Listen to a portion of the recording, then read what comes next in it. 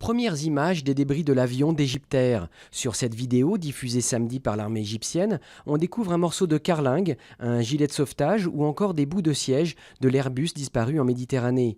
À Paris, familles de passagers et diplomates ont été reçus par le ministre des Affaires étrangères.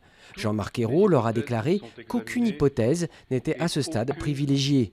Les spéculations sur l'origine du drame, panne matérielle ou acte terroriste, ont été relancées vendredi soir par la révélation que de la fumée à bord avait été signalée juste avant la chute de l'appareil.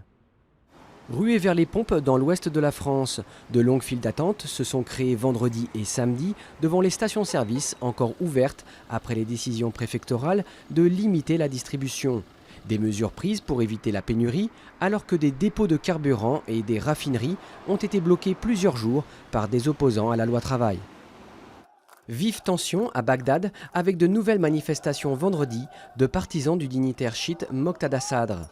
Au moins 2 manifestants ont été tués et une soixantaine blessés en tentant de pénétrer dans la zone verte, ce secteur ultra sécurisé de la capitale qui abrite notamment le gouvernement.